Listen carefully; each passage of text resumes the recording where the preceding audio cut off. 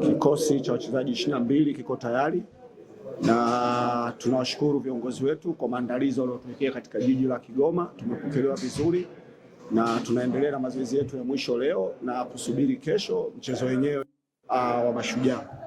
Kazi ya mwalimu na kazi ya wachezaji ni kutatua changamoto kama hizo. Sehemu ya kwanza ni kwenye ulinzi na sehemu ya pili kwenye ushambuliaji. Kwa tushafanyia maeneo hayo mawili mazuri kabisa, tumeshayafanyia kazi na tuko tayari kwa ajili ya kurekebisha au kufuta yale makosa ambayo yalishatokea nyuma kama nilivyokueleza nyuma. Sema kama kuna michezo kadha ambaye matokeo hayakuwa mazuri, lakini naamini kadri mwendelezo wetu umekuwa mzuri sana kwenye kupata matokeo.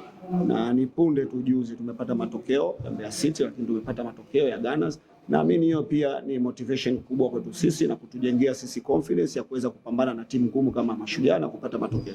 Kwa lililotuleta ni kupambana kuhakikisha jinsi gani tunaweza kupata pointi 3 kwenye uwanja mgumu wa Lake Tanganyika kama huu. Na naamini kwa maandalizi ambayo tumefanya, inshallah biidhnillah tutapata matokeo.